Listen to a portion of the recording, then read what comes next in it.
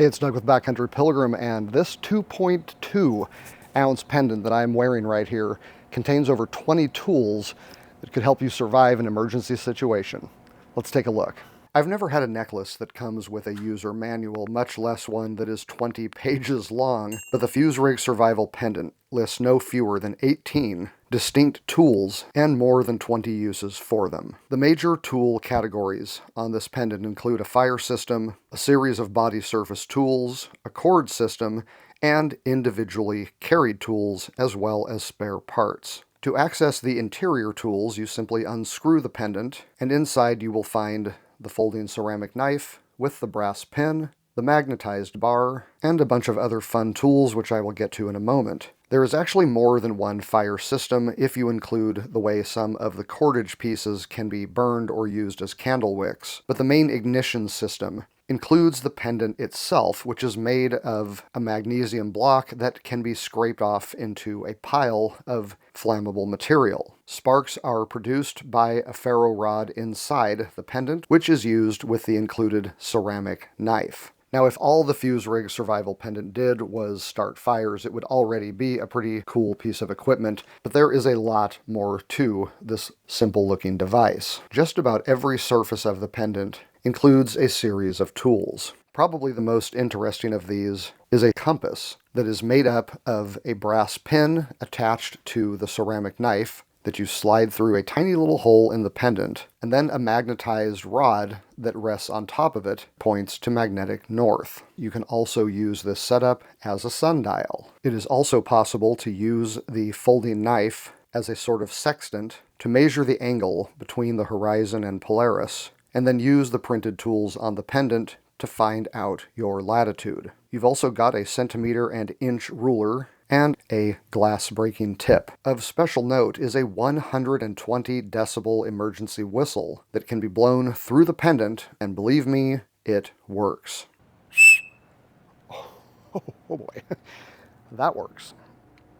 Now inside the pendant, you will find a micro LED light that works by simply removing the end caps, turning the battery around, and inserting it back into the hard shell base. This activates the bulb inside, giving you approximately 30 hours of light. This little light is water resistant up to 6.5 feet, so it is suitable for rain, but should not be used for extended submersion. Obviously, this light is pretty small, but it can be counted on for close-range tasks as well as signaling. This micro LED has its own slot in the emergency pendant that allows it to be carried around the neck. In addition to the micro LED light, there are also 4 chemical glow sticks, one that you can carry in the pendant, plus 3 that they send with it. These can give 12 hours of glow that is said to last 72 hours as a signal light. This goes in the same slot as the micro LED so that you can use it around your neck as a signal light. Another handy tool inside the Fuserig emergency pendant are a pair of titanium alloy micro tweezers. These can be used for anything you normally use tweezers for. The zirconia ceramic knife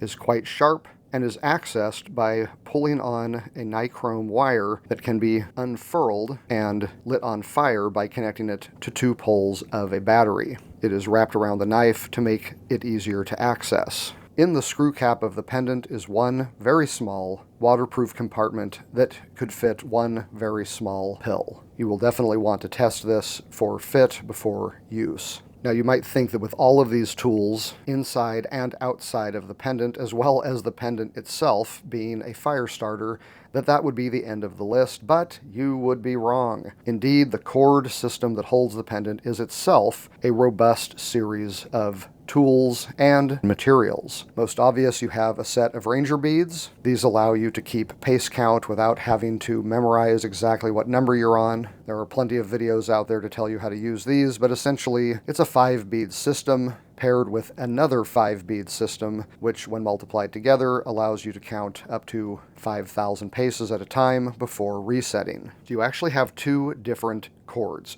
The main cord is made of Dyneema with paracord end clips. So to adjust the size, all you have to do is grab the 2 tabs and pull, and that is going to move this around very easily. To resize, you simply pull on the cords or pull on the tabs, and that is going to resize the pendant to your exact specifications.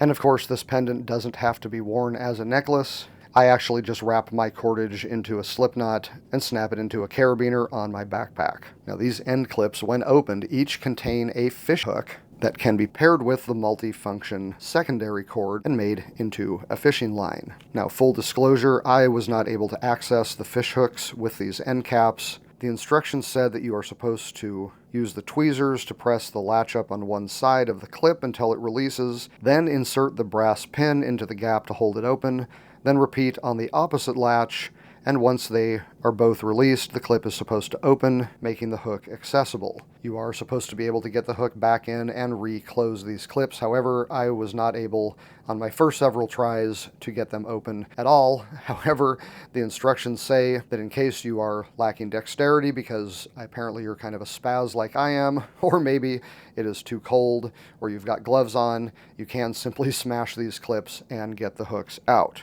The main cord gives you nearly 32 inches of Dyneema with a 595-pound breaking strength. Dyneema will not stretch when wet, and so it is very good for a number of uses. This secondary cord has 7 polyester load-bearing strands, plus 5 specialty strands. This essentially turns the cord into a compact material kit that unbraids into very task-specific strands. You have fishing line that can be used with the fishing hooks or as snare tripwire.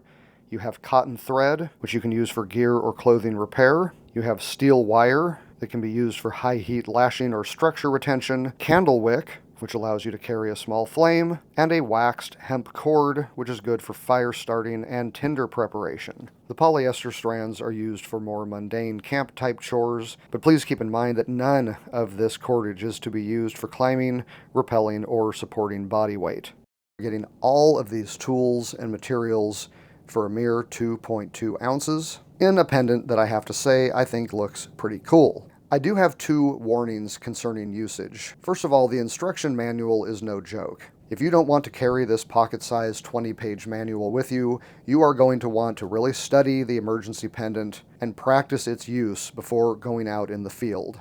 Not all of its functions are very obvious, nor are all the tools easily accessible. Further, the manual itself is very, very small. At one point, I literally found myself having to use a flashlight and a strong magnifying glass to try to figure out what it was I was looking at in one of the pictures. I never actually did. However, I honestly don't see this as too much of a caution, because even if the more difficult to access tools weren't even included in the pendant, I still think it is something that would be very useful for its more major tool sets and material collection. If you are interested in picking up the Fuserig Survival Pendant, it runs $89 and you can get it at the link below. I hope you've enjoyed this tour of the Fuserig Survival Pendant. If you are interested in other everyday carry or survival type items, check out these other videos too. If you enjoyed this video, would you mind giving it a like and subscribe to Backcountry Pilgrim if you are into hiking, camping, backpacking, and the gear that goes with it. Until next time, I'm Doug. Thanks for watching.